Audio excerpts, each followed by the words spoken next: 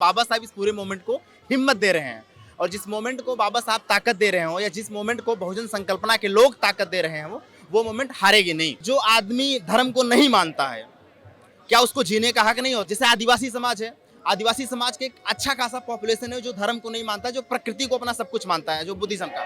या ऐसे लोग जो बौद्ध धर्म को मानने वाले लोग हैं, जो बौद्ध धर्म में यकीन करते हो, अपना प्रमाण कैसे देंगे कि हम मानते हैं? सरकार जबरदस्ती बात करना चाह रही कि आप इस धर्म को मानो, नहीं तो हम आपको डिटेंशन कैंप में डालेंगे। हुकूमत है जो आपको याद होगा 8-9 महीने पहले 23 लाख आदिवासियों को उनकी जमीन से बेदखल कर रही थी।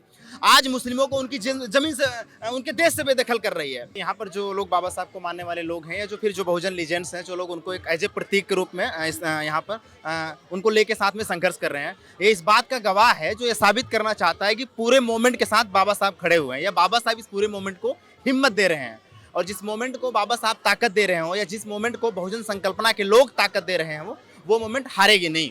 रही बात की ये जो कानून है वो बहुजनों के खिलाफ कैसे है या बहुजन संकल्पना के खिलाफ कैसे है, क्योंकि हम तो मीडिया में यही सुन रहे हैं कि ये एक तरह से कम्युनल कानून है, मुस्लिम के खिलाफ है, क्योंकि एक रिलीजन को तो छोड़ दिया है उन्होंने, जो अपना जो कानून लाए हैं, पर इसमें बहुजन को किस तरह से असर पड़ेगा? देखिए ये कम्युनल नहीं है बल्कि ये कम्युनिटी के खिलाफ है।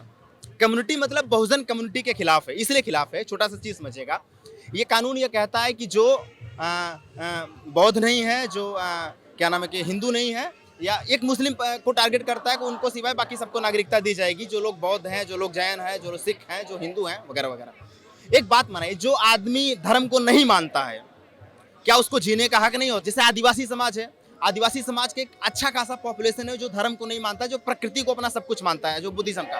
या ऐसे लोग जो बौद्ध धर्म को मानने वाले लोग हैं, जो बौद्ध धर्म में यकीन करते हो, अपना प्रमाण कैसे देंगे कि हम मानते हैं? अगर हमसे कहिए कि हम बौद्ध धर्म को मानने वाले लोग हैं, प्रमाण दीजिए, तो हम कैसे प्रमाण देंगे? भारत में एक ये भी है कि कई लोग कन्वर्ट तो हो जाते हैं, जैसे कुछ लोग इस्लाम अपना लेते हैं, कुछ लोग बौद्धिस्ट बन जाते हैं और बौद्धिज्म धर्म अपना लेते हैं, लेकिन कागज़ पे वो मेंशन नहीं रहता है।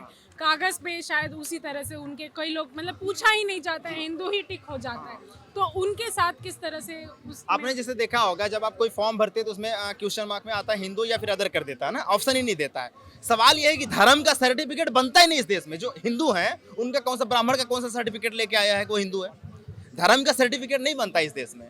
तो मतलब अलग अलग संस्थाएं भले देती हैं लेकिन आधिकारिक रूप से धर्म का सर्टिफिकेट नहीं बनता। लोग खुद ही डिक्लेयर करते हैं, खुद ही डिक्लेयर कर, क्योंकि धर्म जो है माना जाता है कि ये जो व्यक्ति जिनको पसंद होता है वो अपने धर्म के हिसाब से मानते हैं। सवाल ये होता है कि सरकार थोड़ी बात कर रही है, सरकार जबरदस्ती बात करना चाह रही है कि आप इस धर्म को मानो, नहीं तो हम आपको डिटेंशन कैंप में डालेंगे। हम लोग उसके खिलाफ हैं। यही हुकूमत है जो आपको याद होगा 8-9 महीने पहले 23 लाख आदिवासियों को उनकी जमीन से बेदखल कर रही थी। आज मुस्लिमों को उनकी जमीन से, उनके देश से बेदखल कर रही है। और यही कानून इस देश के ट्राइबल कम्युनिटी के लोगों को उनके देश से बेदखल करेगा। जैसे असम में जो डाटा आया हुआ है जिसमें करीब 14.5 लाख सो कॉल्ड हिंदूज को शो कर रहा है कि हिंदू हैं, वो हिंदू नहीं। अगर उनके आप जाति नजरिए से देखेंगे तो पाएंगे उसमें अधिकांशतः SC ST OBC माइनॉरिटी यानी कि जो बहुजन संकल्पना के लोग हैं वो लोग हैं। तो इस कानून से पूरा नुकसान बहुजन समाज को होगा, क्योंकि जो लाइन पे खड़ा होगा, जो लाइन, जैसे नोटबंदी का सबसे बड़ा नुकसान किसको हुआ था? गरीब गुरबे को। गरीब गुरबे किस समाज की होती है? ये साहित्यिक बात है कि गरीबों को कोई जाति नहीं होती। फैक्ट ये है कि गरीबी की जाति भारत में तो आप अलग नहीं करके देख पाएंगे, बिल्कुल नहीं अलग कर पाए। तो ये मोदी दरअसल वो वास्तव में बहुजनों को हमला करना चाहता है। मुस्लिम तो एक सिर्फ बहाना है उसके लिए। वो मुसलमान को टारगेट करके गोलबंद करना चाह रहा था कि जो जय भीम वाले हैं, जो चमार पासी धोबी अधिकार हैं, सपोज के लिए मैं चमार हूँ, मेरा मित्र पासी है, धोबी अधिकार है, वो उनको क्या करोगे आप? वो कैसे प्रूफ करेंगे? हम आपके सर्कुलर में आते हैं। और आप समझिएगा जो पूरा हिंदू लॉ है, हिंदू लॉ स्पष्ट कहता है कि वह व्यक्ति जो क्या नाम है कि हिंदू नहीं है, जो नहीं, वह व्यक्ति जो मुस्लिम नहीं है, जो ईसाई नहीं है, जो यहूदी नहीं है, वो पारसी है, वो सारे हिंदू लॉ के तहत में गवर्न हो गए। यानी बौद्ध को, सिख को जबरदस्ती हिंदू लॉ के तहत में गवर्न किया जाता है इस देश में ना, तो वही कानून फिर से शामिल किया जा रहा है। ये दरअसल बाबा साहब के खिलाफ है, भारतीय संविधान के खिलाफ है, बहुजन संकल्पना के खिलाफ है। इसलिए हम लोग यहाँ पर आए हुए हैं, इस बात को सुनिश्चित करने के लिए आए हैं कि हम लोग अकेले नहीं हैं।